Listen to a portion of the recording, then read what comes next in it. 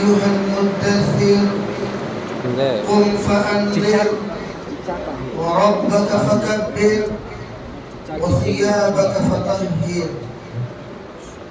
وقال النبي صلى الله عليه وسلم إذا أتى ليلة نصف شعبان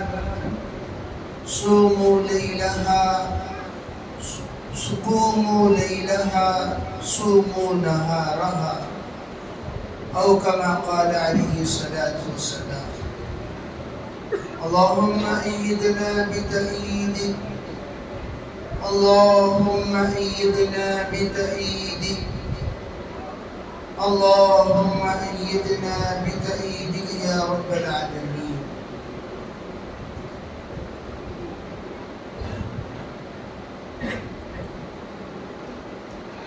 محترم معزز حضرات علماء کرام، بزرگان دین، عزیز نوجوانوں، اس وقت ہم لوگ شعبان کے نصف پر پہنچ کر اس رات پر ہم لوگ پہنچے ہوئے ہیں جس رات میں عموماً اس بات کا اہتمام کیا جاتا ہے کہ ہم نمازیں ادا کریں، اللہ سے معافی مانگیں، توبہ کریں، استغفار کریں، اور اس دن رات کو سحری کریں اور دن میں روزہ رکھیں۔ آپ حضرات اس بات کو اچھی طرح جانتے ہیں، اسلام میں اللہ تعالیٰ نے احکام کے درجات بنائے ہیں۔ درجات احکام فرض ہے، واجب ہے، مستحب ہے، مسنون ہے، مندوب ہے۔ یہ درجات اسلام کے ہیں۔ جس طرح بدن میں اللہ نے اعضاء عطا فرمائے، ان اعضاء میں اللہ تعالیٰ نے مختلف قسم کے درجات رکھے ہیں۔ بعض اعضاء وہ ہیں جس کے بغیر انسان کا وجود ہی نہیں، بعض اعضاء وہ ہیں جو ادھورا رہے تب بھی انسان رہ سکتا ہے، بعض اعضاء وہ ہیں جو نہ رہے تب بھی انسان رہ سکتا ہے۔ کتنے انسانوں کو آپ دیکھے ہوں گے بغیر ہاتھ اور پیر کے بھی لوگ جیتے ہیں، ہاتھ ہی نہیں، پیر ہی نہیں، پھر بھی ماشاءاللہ زندگی گزر رہی ہے۔ بلکہ آپ کو یہ بتاؤں، دنیا میں ایسے لوگ جو بغیر ہاتھ کے، بغیر پیر کے بڑے بڑے کارنامے انجام دے چکے ہیں، ان کو گینس ریکارڈ میں ایک بڑا مقام حاصل ہے، کئی ایوارڈز وہ لے چکے ہیں۔ بغیر پیر کے، بغیر ہاتھ کے سوئمنگ کرتا ہوا انسان بھی دنیا میں موجود ہے۔ اللہ تعالیٰ انسان کے بدن کو نمونہ بنا رہا ہے، یہ سمجھانا چاہتے ہیں، دیکھو یہ کہے ضرورت اور یہ کہے مقصد، ہاتھ اور پیر ضرورت ہے، ضرورت کے بغیر بھی انسان جی سکتا ہے، لیکن اللہ نے انسان کے بدن میں فرض کا درجہ سر کو رکھا، فرض کا درجہ دل کو رکھا، فرض کا درجہ اللہ نے پھیپھڑے کو رکھا۔ یہ سب درجات فرض ہیں۔ کیا مطلب؟ دل کے بغیر کوئی انسان جی نہیں سکتا۔ اندر جو اعضاء پارٹس ہیں، اگر کوئی یوں کہے لیور کے بغیر جی رہا ہے، یہ ماننے کی بات نہیں ہے۔ دل کے بغیر جی رہا ہے، ماننے کی بات نہیں ہے۔ سر کے بغیر جی رہا ہے، ماننے کی بات نہیں ہے۔ ہاں، آنکھ کے بغیر جینے والا، کان کے بغیر جینے والا، زبان کے بغیر جینے والا آپ کو دنیا میں بہت ملیں گے، لیکن دل کے بغیر، لیور کے بغیر، دماغ کے بغیر، سر کے بغیر آپ کو جینے والا کائنات میں کوئی نہیں ملے گا۔ اسی طرح فرض کے بغیر اسلام نہیں ہے۔ اسلام فرضوں پر قائم ہے۔ بنی الاسلام علی خمس، اگر نماز نہیں اسلام نہیں، روزہ نہیں اسلام نہیں، زکوٰۃ نہیں اسلام نہیں، حج نہیں اسلام نہیں۔ یہ 4 فرائض کلمے کے بعد ایسے ہیں جو نہ ہو تو یوں سمجھو وہ مسلمان ہی نہیں۔ اسی لیے حج کے بغیر مرنے والے کو کیا کہا؟ مات یہودیاً او نصرانیاً، وہ یہودی بن کر مرا، نصرانی بن کر مرا۔ اللہ نے استعداد دینے کے باوجود اگر کوئی حج کے بغیر مرتا ہے، یہودی بن کر مرنا، نصارہ بن کر مرنا، دونوں برابر۔ تو میں یہ آپ کو سمجھانا چاہتا ہوں، اسلام میں یہ فرض کا درجہ، جس طرح انسان میں بعض اعضاء فرض کا درجہ، بعض اعضاء واجب کا درجہ، بعض اعضاء مستحب کا درجہ، بعض اعضاء مندوب کا درجہ، بعض اعضاء آداب کا درجہ۔ بال نہیں ہے تو انسان رہ سکتا ہے، بالوں کے بغیر میں رہ سکتا ہے۔ بال نہیں ہے تو وہ یوں نہ سمجھے کہ میری زندگی ختم ہو گئی۔ ارے کتنے دنیا میں بغیر بالوں کے جی رہے ہیں، بغیر کھالوں کے آپ انسان کو نہیں دیکھ سکتے۔ کھال کے ذاتی ہوگا لیکن بال کے بغیر تو انسان بہت سارے ہوتے ہیں۔ اسی طرح یہ گردے میں جینے والے کروڑوں لوگ ہیں جو ایک ہی گردے میں جیتے ہیں، جن کا یہ گردہ فیل ہو چکا، جن کا یہ گردہ ناکام ہو چکا، جن کا یہ گردہ مر چکا، ناک کے ایک سوراخ میں گوشت بھر گیا اور ایک ہی سوراخ میں وہ سانس لے رہے ہیں، بلکہ دونوں ناک کے سوراخ بند، منہ سے سانس لے کر جینے والے لوگوں کا طبقہ بہت بڑا طبقہ ہے۔ الغرض مجھے یہ عرض کرنا ہے، اسی طرح شعبان کی جو رات ہے اس کی عبادت بالکل مستحب کا درجہ۔ اس کا درجہ بھائی لوگ بعض مرتبہ بیان سن کر پریشان ہو جاتے ہیں۔ ارے کوئی کہہ رہا ہے کوئی کہہ رہا ہے نہیں ہے، یہ ہے کا مطلب کیا ہے، نہیں ہے کا مطلب کیا ہے؟ ان کو یہ سمجھنا چاہیے، نہیں ہے کہنے والے فرض نہیں ہے، واجب نہیں ہے، سنت مؤکدہ نہیں ہے، یہ کہنا چاہتے ہیں۔ جو کہتے ہیں وہ کہتے ہیں مستحب ہے، ادب ہے، سنت غیر مؤکدہ ہے، بس یہ کہنا چاہتے ہیں۔ ہے کہنے والے بھی غلط نہیں ہے کہنے والے بھی غلط نہیں، بلکہ ان لوگوں کو غلط قرار دیا جا رہا ہے جو لوگ مستحب کو واجب کا درجہ دیتے ہیں، مستحب کو فرض کا درجہ دیتے ہیں۔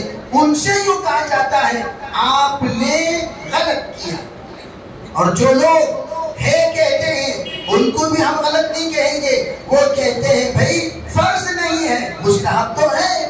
حضور اکرم صلی اللہ علیہ وسلم نے اپنی زندگی میں ایک بار ہی صحیح قبرستان تشریف لے گئے، ایک بار ہی صحیح آپ نے رات کو رویا، ایک بار ہی صحیح آپ نے روزہ رکھا، ایک ہی بار صحیح آپ نے کیا۔ لیکن یہاں یہ بھی بات ذرا توجہ، سرکار نے حضرت عائشہ کو نہیں جگایا، ام سلمہ کو نہیں جگایا، ام حبیبہ کو نہیں جگایا، زینب کو نہیں جگایا، اللہ کے رسول علیہ السلام نے سودا کو نہیں جگایا۔ کیوں؟ یہ بتانے کے لیے بس جو جاگ رہے ہیں جاگے، جو نہیں جاگ رہے ہیں چھوڑ دیں، لازم مت قرار دو۔ رات کو جاگنا ضروری ہے، رات کو عبادت کرنا ضروری ہے۔ رات کو لوگ کیا سمجھتے ہیں؟ جاگنا ضروری ہے، تو اس لیے کیسے جاگتے ہیں؟ بے بڑا طبقہ نوجوانوں کا بیکار جاگتا ہے، ان کا جاگنا صرف اور صرف گناہ ہے، صرف اور صرف گناہ۔ پہلے ہی رسم، پہلے ہی رواج، پہلے ہی ایک مستحب عمل۔ بس بھائی اگر اللہ آپ کو توفیق دے دے قبرستان چلے جایا کرو، اللہ آپ کو توفیق دے دے تہجد پڑھ لیا کرو، اللہ آپ کو توفیق دے دے صلاۃ التسبیح پڑھ لیا کرو، اللہ آپ کو توفیق دے دے اللہ کے سامنے صلاۃ التوبہ پڑھ لیا کرو. بس اتنا ہم کہیں گے، یوں نہیں کہیں گے ہر حال میں مسجد میں رہو. نہیں، اللہ کے رسول علیہ السلام مسجد نبوی میں عبادت نہیں کیے، مسجد نبوی بند. اللہ کے رسول کی نماز گھر میں ہوتی تھی، تہجد گھر میں ہوتی تھی. آج بھی آپ چلے جائیں روز اقدس کے بالکل پیچھے 2 صف کا ایک چھوٹا سا چبوترا نظر آئے گا، اسے کہتے ہیں مصلی تہجد، تہجد کا مصلی، جہاں اللہ کے رسول تہجد پڑھا کرتے تھے. آج بھی موجود ہے.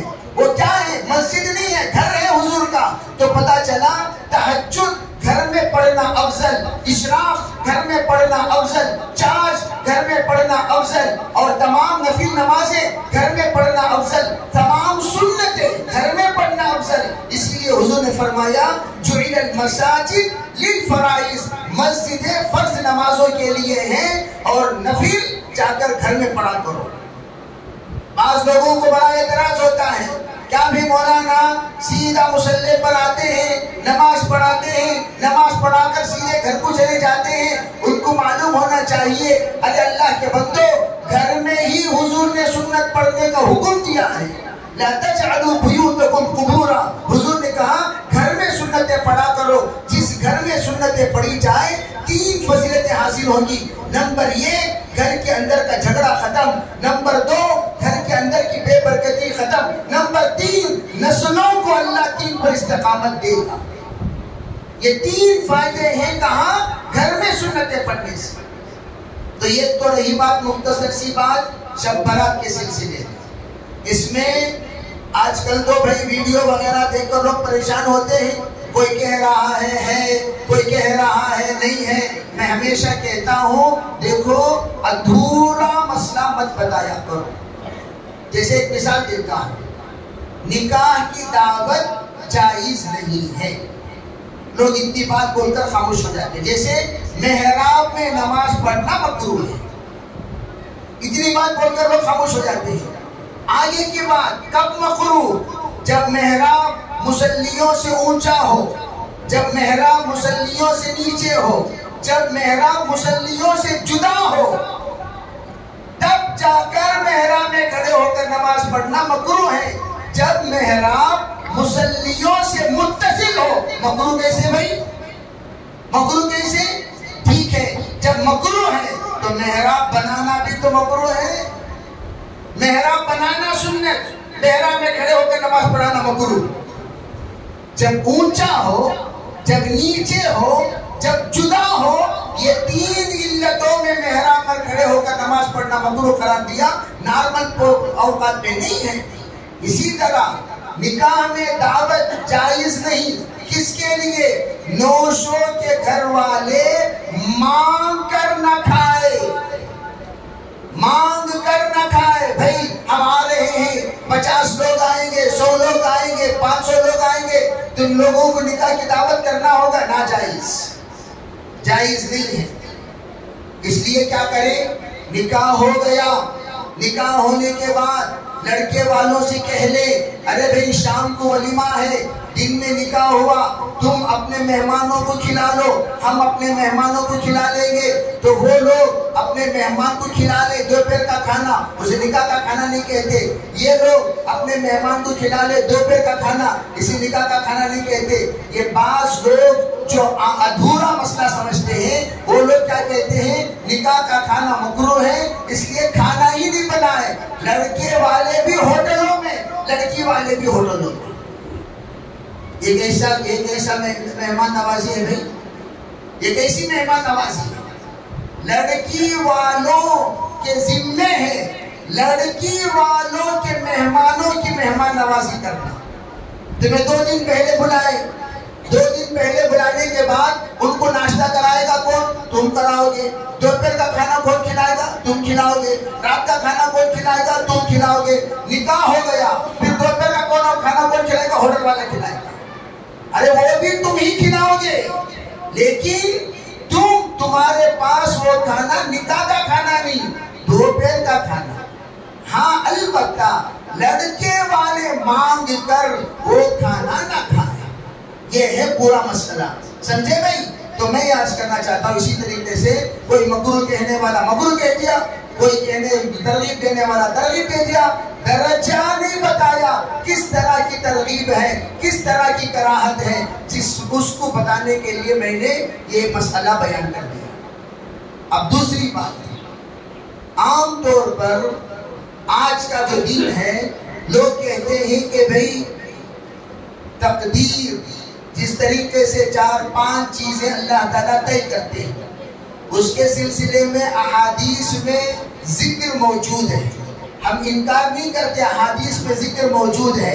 آج کا دن اللہ رزق متعین کرتا ہے، یہی بات شب قدر کے بارے میں بھی ہے، جو بات شب برات کے بارے میں ہے یہی بات شب قدر کے بارے میں ہے۔ شب قدر نص قطعی سے ثابت ہے، شب برات یہ ضعیف حدیث سے ثابت ہے، تو دونوں میں فرق ہو گیا۔ تو شب قدر کا نام ہی قدر کے معنی متعین کرنا، وہاں پر رزق اللہ متعین کرتا ہے، زندگی اللہ متعین کرتا ہے، عزت اور ذلت اللہ متعین کرتا ہے، اس کے حیات اور ممات اللہ متعین کرتا ہے، وہ بھی شب قدر۔ اور بعض لوگ آج کی رات کو بھی یہی حدیث کو ثابت کرتے ہیں اور یوں کہتے ہیں آج اللہ بنو کلب کے بکریوں کے بالوں کے برابر اللہ جہنم سے نجات دیں گے، یہ بھی حدیث سے ثابت ہے، جن کو بعض علماء نے مانا بعضوں نے نہیں مانا۔ ہم ایک بات کہتے ہیں جو مانتے ہیں یہ مانو انشاءاللہ اللہ نجات دے گا تو اللہ ضرور نجات دے گا، جو نہیں مانتے ہیں ان کو اپنے حال پر چھوڑ دو، جھگڑو مت۔ بعض لوگ جانتے کچھ نہیں جھگڑتے ہیں، ان کو بے وقوف کہتے ہیں۔ ارے بھئی تو بھی ان پڑھ، یہ بھی ان پڑھ، یہ بھی یلبوڑ، دونوں یلبوڑا لڑ رہی، کھجے سے کھجے ملے، دلدار سے دلدار ملے، ہوئی دو باتیں، کھجے سے کھجے ملے، ہوئی دو ناتیں۔ کھجے آپس میں ملے تو کیا کر لیتی؟ لاتا مار لیتی، پتہ کیا کرتی انہوں؟ دلدار سے دلدار ملے، ہوئی دو باتیں۔ تو یہ بھی یلبوڑ، لڑتا کیا ہے؟ پہلے مدرسہ کی پہلے دعوت لڑتا ہے، اسے کہنا چاہیے ارے عقل مند تو جانتا ہی کیا ہے لڑنے کے لیے، کتنا علمی معیار ہے۔ ایک میکینک کے پاس ہم گئے، ارے جناب اس گاڑی کے سلسلے میں آپ کیا کہتے ہیں؟ اس نے کہا یہ گیا 10 فہرست نکال کر بتا دیا، یہ تمام چیزیں چلی گئی۔ آپ ماہر مہمان میکینک کے پاس گئے، اس نے کہا کیا بھی نہیں گیا حضرت، سکرو ڈھیلا ہو گیا ہوتا ہے۔ اسی طریقے سے آپس میں جہالت کے ساتھ لڑو مت۔ فَاسْأَلُوا أَهْلَ الذِّكْرِ إِن كُنتُمْ لَا تَعْلَمُونَ، قرآن حکم دیتا ہے کوئی بھی مسئلے میں آپ کو کنفیوژن ہو، آپ کو بات سمجھ میں نہ آئے، آپ کو شک ہو، آپ کو شبہ ہو، آپ کو وسوسہ ہو، جو جانتے ہیں ان کے پاس پہنچ جائیے، مسئلے کا حل ہو جائے گا۔ صحابہ کے زمانے میں بھی لئی لڑائیاں ہوتی تھی۔ حضرت عمر رضی اللہ تعالی عنہ مسجد کے اندر داخل ہوئے، ایک صاحب قرآن پاک پڑھ رہے تھے، حضرت عمر کو غصہ آیا، ان کا قرآن سن کر وہ رومال لپیٹ کر اس کے گلے میں ڈال کر پھندا بنا کر کھینچتے ہوئے سرکار دو عالم صلی اللہ علیہ وسلم کی خدمت میں حاضر ہوئے۔ اللہ کے رسول علیہ السلام نے جب دیکھا اتنا زور سے حضرت عمر رضی اللہ تعالی عنہ نے اس کے گلے میں پھندا بنا دیا کہ اس کا گلا دبے جا رہا تھا، تو اللہ کے رسول نے فرمایا اترک ہو جا عمر پہلے اس کا گلا ہلکا کرو، اس کا گلا ہلکا کرو۔ ارے بھئی یہ جو تم پھندا بنائے ہو اس کو ہلکا کرو، چھوڑا۔ کہا اللہ کے رسول مقدمہ لایا ہوں، کہا کیا مقدمہ؟ کہا حضور یہ قرآن پڑھ رہا ہے، جس طرح آپ نے ہمیں نہیں سکھایا، جس طرح آپ نے سکھایا اس کے خلاف پڑھ رہا ہے۔ اللہ کے رسول نے فرمایا پڑھو، وہ پڑھنے لگے. فرمایا حضور نے ہاکذا انزلت، قرآن ایسے ہی نازل ہوا. دوسرے حضرت عمر سے کہا تم بھی پڑھو، حضرت عمر پڑھنے لگے. اللہ کے رسول نے فرمایا ہاکذا انزلت، ایسے ہی نازل ہوا. حضرت عمر پریشان ہو گئے، پوچھنے لگے اللہ کے رسول یہ کیسی بات ہے؟ اس سے بھی کہہ رہے قرآن ایسے ہی نازل ہوا، مجھ سے بھی کہہ رہے ایسے ہی نازل ہوا. حضرت عمر رضی اللہ تعالیٰ عنہ نے فرمایا، حضور نے فرمایا انزل القرآن علی 7 احرف. اے عمر، قرآن 7 انداز میں نازل ہوا ہے، 7 انداز میں نازل ہوا ہے. قرآن پاک میں جس وقت سوا قرات ہمارے بھی بچے جانتے ہیں مالک یوم الدین، لیکن قرات ملکی یوم الدین بھی ہے، ملکی یوم الدین بھی ہے. مختلف قسم کے 11 قسم انداز میں مالک یوم الدین کو پڑھا گیا. صرف مالک یوم الدین 11 انداز میں پڑھا گیا ہے. جب آپ سنو گے یوں کہو گے بھئی اتنا بڑا قاری ہے، غلط پڑھ رہا ہے. غلط نہیں پڑھ رہا، وہ اپنی قرات کر رہا ہے، وہ اپنی قرات. اس کو کہتے ہیں سبع قرات یا 17. وہ قرآن جانتے ہیں کس انداز سے قرات پڑھی جاتی ہے، کہاں کھینچنا کہاں نہیں کھینچنا، کہاں رکنا کہاں نہیں رکنا. کسی قرات میں رکتے ہیں، کسی قرات میں رکے بغیر چلتے ہیں.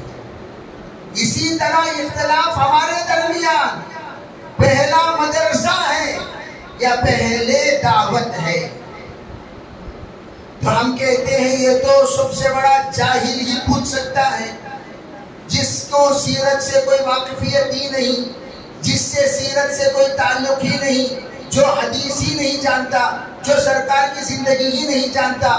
یوں کہا جائے گا ارے اللہ کے بندے، سب سے پہلے اللہ کے رسول علیہ السلام کو اللہ نے جو وحی نازل کی وہ کون سی تھی؟ اقرأ بسم ربک الذی خلق. وہ چھوڑیے، سب سے پہلے حضرت آدم کو اللہ نے کیا سکھایا؟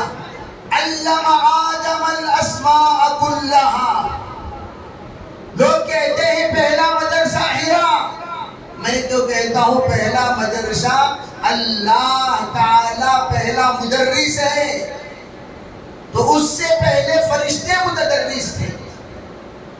اللہ مدرس، فرشتے متدرس متعلم، اللہ مدرس، پھر جنات متدرس، پھر اللہ مدرس، تیسرے نمبر پر انسان متدرس.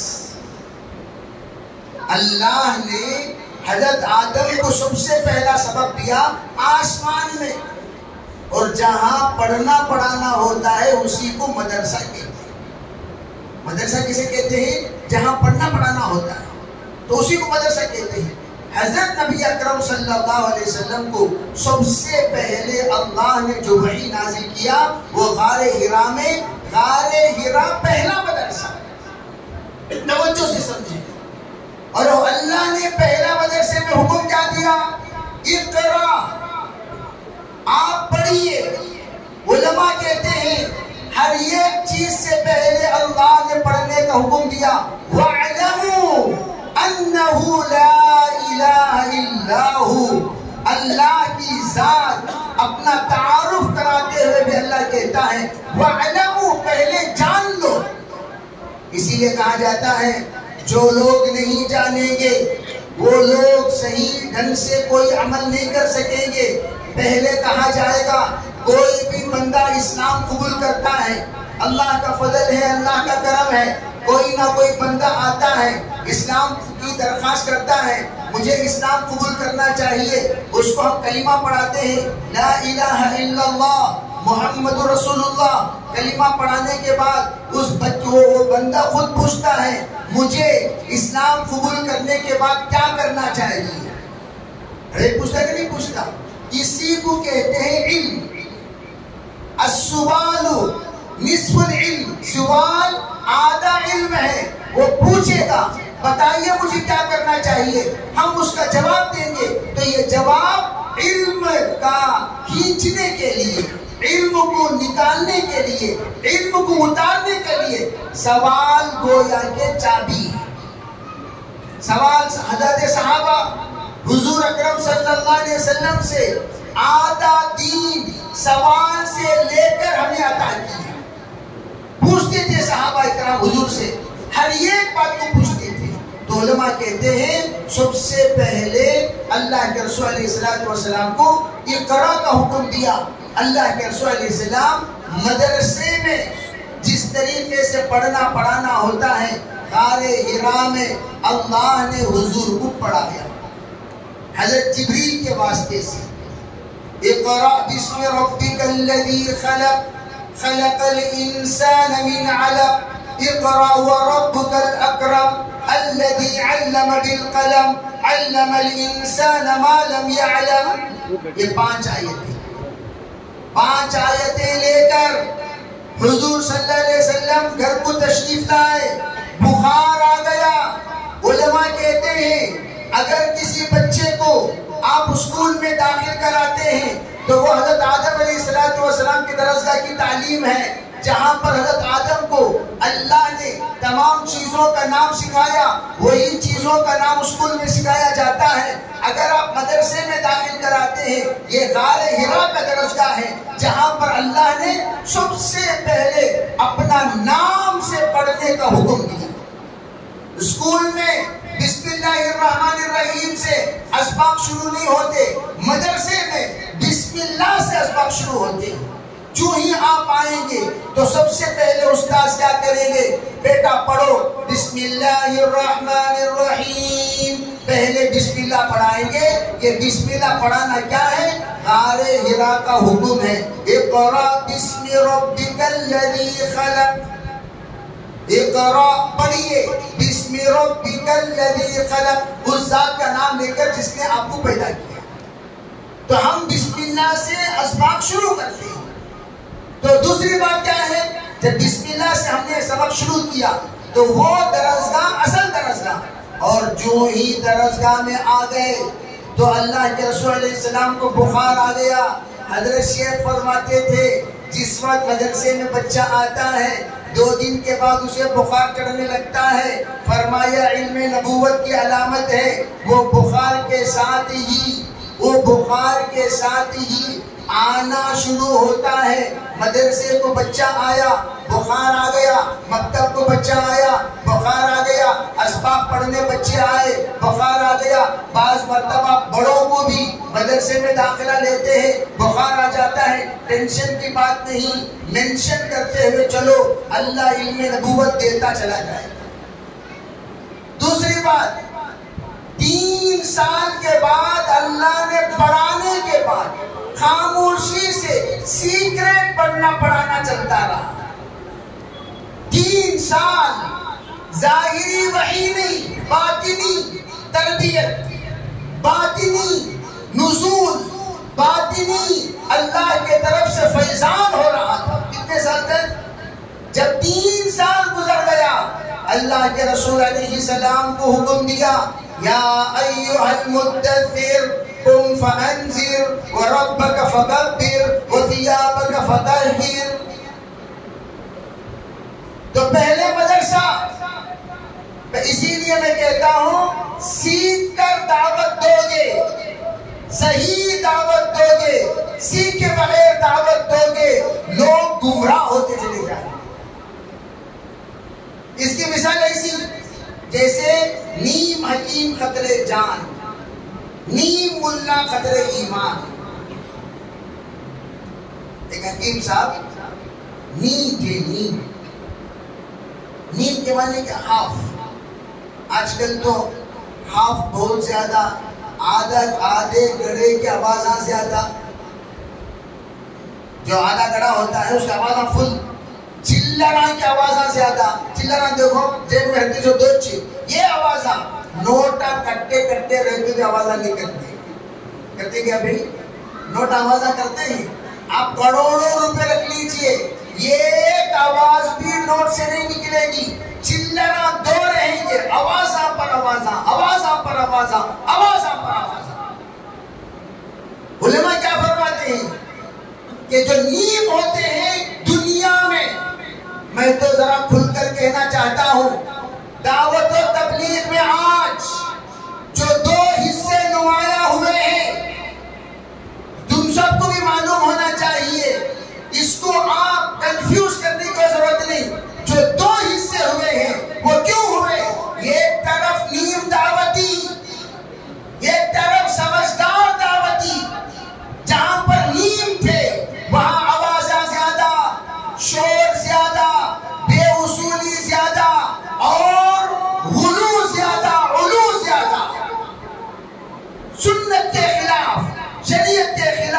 جمہور کے خلاف، علماء کے خلاف، وہاں پر باتیں ہی باتیں ہوتی رہیں گی۔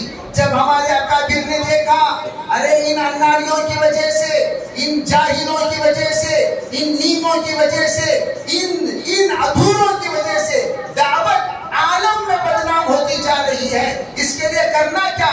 وَامْتَازُوا الْيَوْمَ أَيُّهَا الْمُجْرِمُونَ۔ او نیموں، او نیم حکیموں، نیم دائیوں، او ادھورے لوگوں، ناسمجھ لوگوں، تم جدا ہو جاؤ ہم سے۔ انہوں نے ہم جدا نہیں ہوں گے، ٹھیک ہے کوئی بات نہیں، ہم ہی تم سے جدا ہو جاتے ہیں۔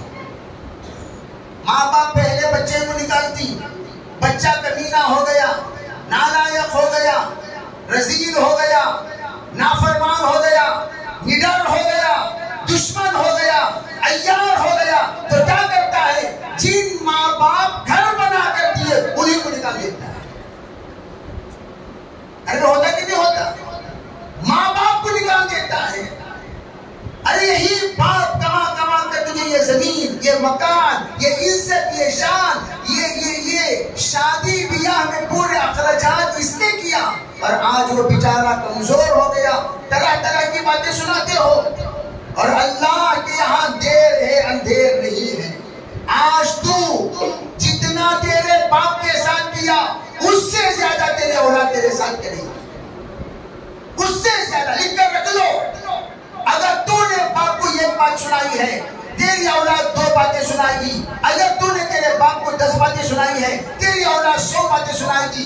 اگر تو نے تیرے باپ کو آنکھ دکھایا، تیرے اولاد تیری زبان کھولے گی۔ اگر تو نے تیرے باپ کے سامنے زبان کھولی ہے، تیری اولاد لاکھ مار آگے نکالی۔ کما تدین تدا، اس لیے کہتا ہوں میں بھی اپنی ذات کو بھی نصیحت کر رہا ہوں اور آپ کو بھی۔ میرے نکاح کے وقت میں اپنے دلہنوں کو جو نصیحتیں عموماً ہمارے اکابر کرنے کو کہتے ہیں، ان نصیحتوں میں ایک نصیحت میں تحدیث بن نعمہ کے طور پر کہتا ہوں۔ میرے بیگم سے میں نے یوں کہا، میرے والد مجھے 1000 باتیں سنائیں گے لیکن اس کو برا نہیں سمجھنا، کبھی نہیں۔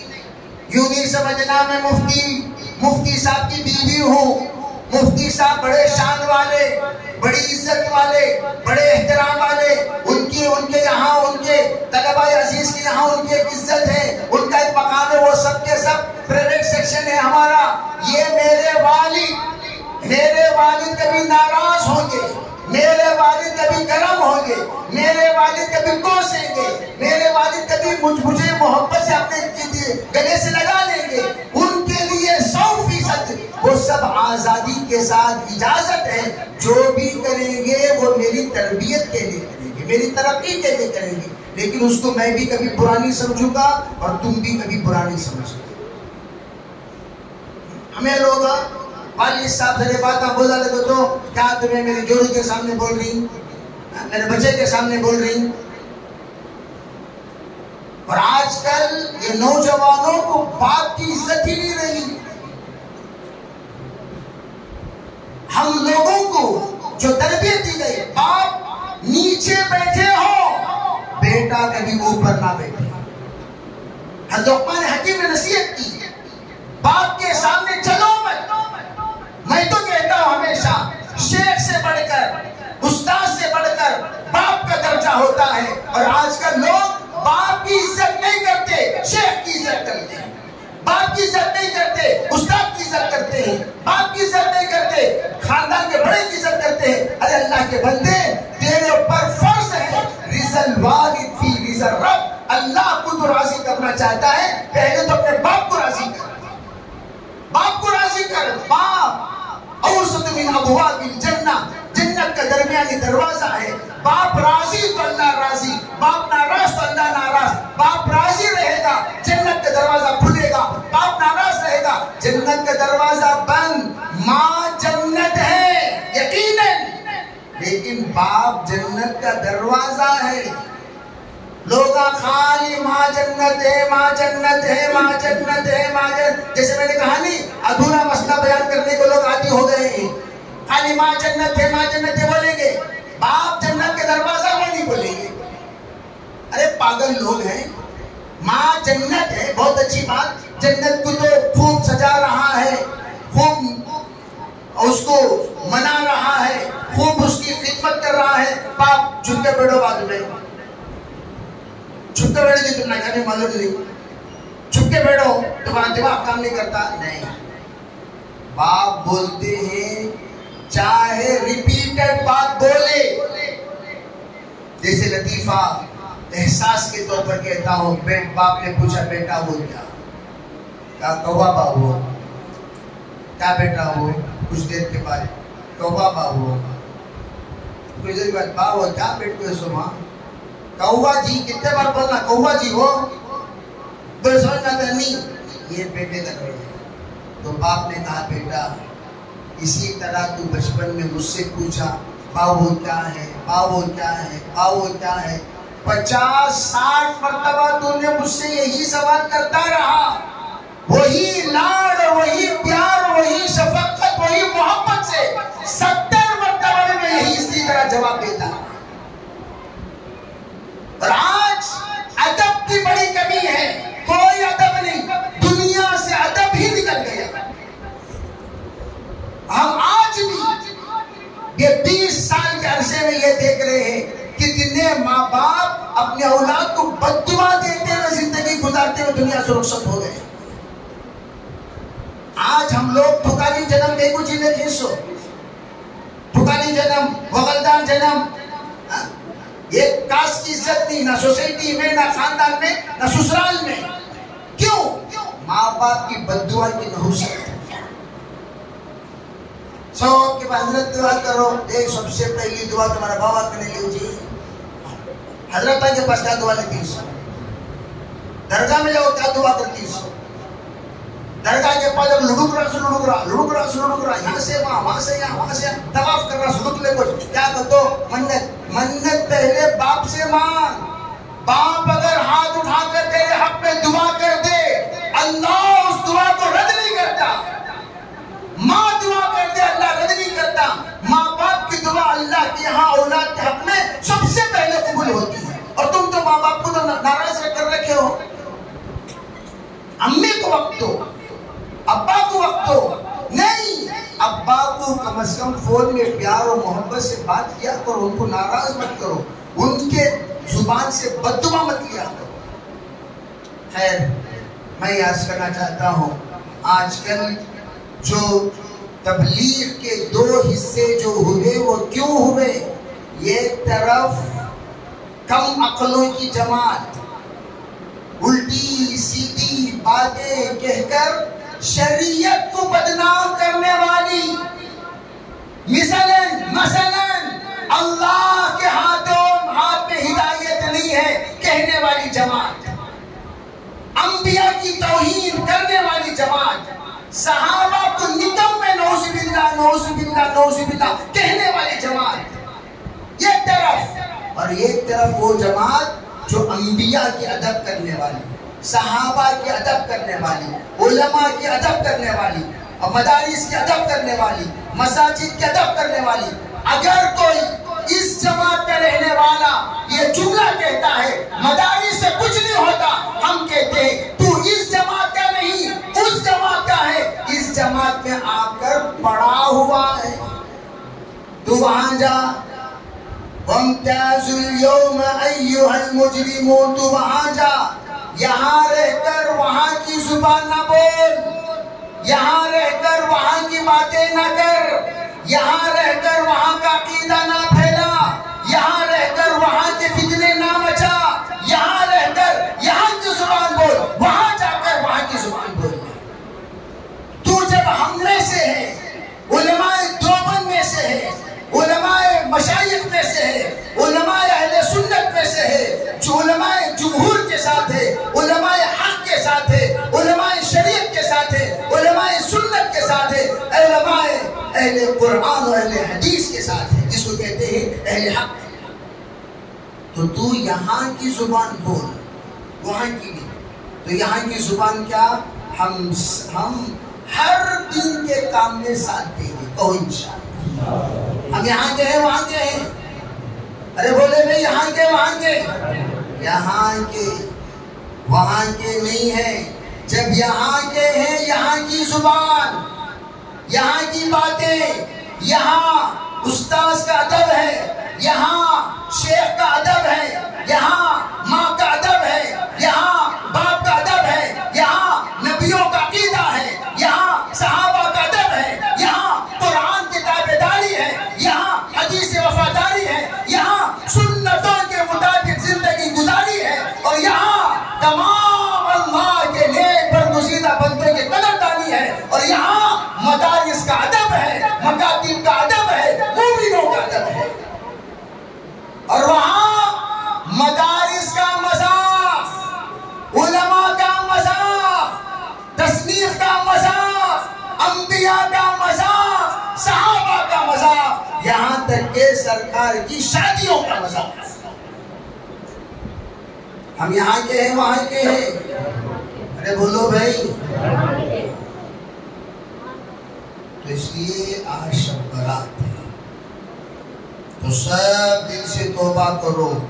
یہاں کے رہیں گے، یہاں کے بارے میں سوچیں گے، یہیں کے بارے میں بولیں گے، یہیں کی بات کریں گے، یہیں کی عقیدت کے ساتھ رہیں گے.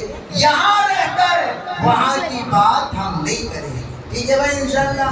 کہنے کو تو جی چاہتا ہے بہت کچھ بولوں، لیکن میں اس وقت میں مسافر ہوں، اور مسافر کو قصر پڑھنے کا حکم ہے. مسافر کو کیا حکم ہے بھی؟ قصر پڑھنے کا حکم ہے. مسافر سے کہا گیا نماز بھی 2 رکعت پڑھو، 4 رکعت میں 2 رکعت پڑھو. تو میں اس وقت مسافر ہوں، اس لیے مختصر کیا ماشاءاللہ تقریباً کافی باتیں ہو چکی ہیں. انشاءاللہ پھر کبھی ملاقات پر تفصیل سے بات ہوگی. آج کی رات توبہ کریں، استغفار کریں. رمضان مبارک قریب آنے والا ہے. رمضان ہمارے دسترخوان کو سموسے کو بورڈے کو دیکھنے نہیں آ رہا.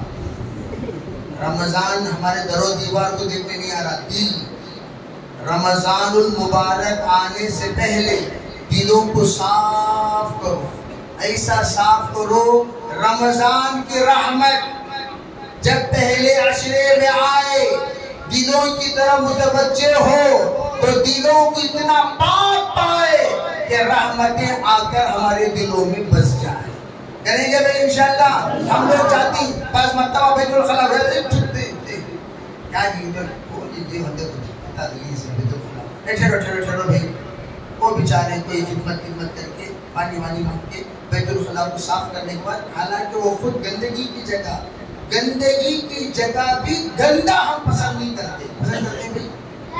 ابھی گندگی کی جگہ بھی گندا ہم پسند.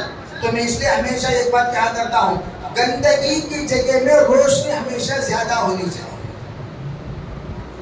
بیڈ لائٹ کمرے میں سوتے وقت لگانا سو.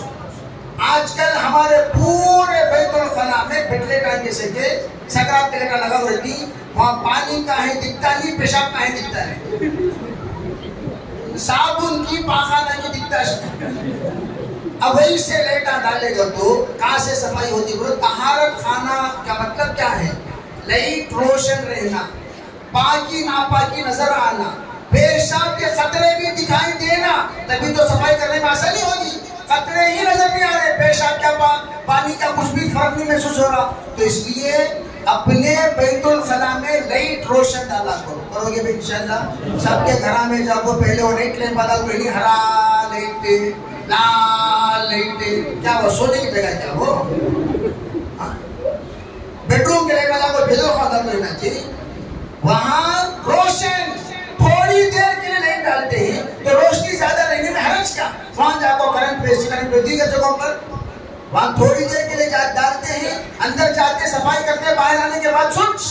تو اس لیے میں یہ عرض کرنا چاہتا ہوں رمضان کی رحمت ہماری طرف فوکس کرے گی، دیکھے گی وہ رحمتیں. آنکھیں پاک ہیں، زبان پاک ہے، کان پاک ہے، دل پاک ہے، دماغ پاک ہے، معدہ پاک ہے، سب پاک ہے. تو وہ رحمتیں آ کر بسیں گی. ورنہ ناپاک ہے، چلی جائے گی، دوبارہ نہیں آئے گی. اس لیے شعبان سے ہی کہا کہا جاتا ہے کہ ہم ابھی سے رمضان کی تیاری کریں، اتنا صاف کرو، اتنا صاف کرو، اتنا صاف کرو کہ ہمارے جتنے پچھلے قضا روزے ہیں، جن جن لوگوں کے اوپر قضا روزے ہیں، صبا کا روزہ قضا روزہ رکھو. سنو اچھی طرح، جن جن کے اوپر قضا روزے، عورتیں ہو یا مرد ہو، کل کا روزہ شعبان کا روزے کی نیت کرنا، نکاح روزہ کی نیت کرنا، قضا روزہ رکھنا فرض ہے، پہلے وہ نیت کرو. ٹھیک ہے نا؟ انشاءاللہ رمضان آنے سے پہلے تمام گزشتہ رمضان کے جتنے قضا روزے ہیں سب رکھو. انشاءاللہ رمضان مبارک اللہ تعالیٰ بابرکت اور بارحمت والا مہینہ بنائے گا اور بہت خوب اللہ تعالیٰ ہماری تربیت کرے گا. اللہ تعالیٰ ہمیں عمل کی توفیق عطا فرمائے. وآخر دعوانا الحمدللہ.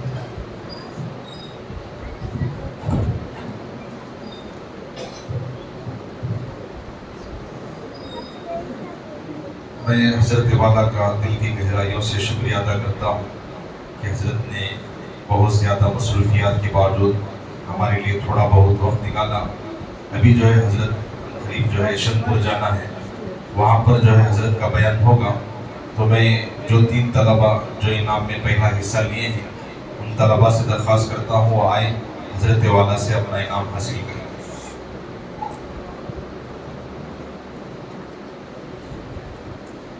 محمد حارث بن نیاز پاشا یہ آئے، پہلا انعام جو ہے حاصل کر لیں. صرف ابھی جو ہے 3 بچوں کو انعامات دیے جائیں گے، اس کے بعد جو ہے حضرت کے جانے کے بعد پھر نعت وغیرہ ہوگی، پھر اس کے بعد جو ہے دیگر بچوں کو انعامات دیے جائیں. حارث بن نیاز پاشا وہ آئے، حضرت والا سے اپنا انعام حاصل کر لیں. یہ جو ہے ماشاءاللہ ابھی جو ہے 27 پاروں کے حافظ ہیں. رمضان میں انشاءاللہ یہ حافظ قرآن بن جائیں گے. اللہ تبارک و تعالیٰ سے دعا کریں کہ اللہ تبارک و تعالیٰ انہیں حافظ قرآن بنائیں. عثمان غنی عرفان پاشا تو انشاءاللہ رمضان میں جو ہے حافظ محمد حارث کہلائیں گے. یہ جو دوسرے نمبر کا بچہ ہے، اس بچے نے ماشاءاللہ اسکول کے ساتھ ساتھ جو ہے 10 پارے حفظ کیے ہیں. اللہ تبارک و تعالیٰ اس بچے کو بھی حافظ قرآن بنائے، عالم دین بنائے. محمد عبد الرحمن یہ جو ہے ماشاءاللہ کالج پڑھتے ہیں، الیاس نگر میں ان کا گھر ہے، لیکن ماشاءاللہ قربانی دے کر آتے ہیں اور یہ 4 پاروں کے حافظ ہیں. اور ماشاءاللہ مدرسے کے اندر ان کا قیام ہے اور روزانہ جو ہے تہجد کی پابندی کرتے ہیں، امت کے حق میں دعائیں کرتے ہیں.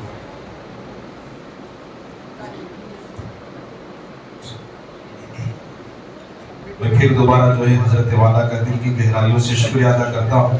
آپ حضرات جو ہے تھوڑی دیر کے لیے تشریف رکھیے، صرف تھوڑی دیر کے لیے تشریف رکھیے. بچوں کی ہمت افزائی ہوگی. جو بچوں نے ماشاءاللہ سال بھر محنت کی ہے، پڑھا ہے، اگر آپ کے 2 منٹ آپ کے قیمتی مل جائیں گے تو یہ بچوں کی جو ہے ہمت افزائی ہو جائے گی. صرف 2 منٹ کے لیے بیٹھ جائے. محمد حارث سے درخواست کرتا ہوں وہ آئے اور نعتی اشعار پیش کریں.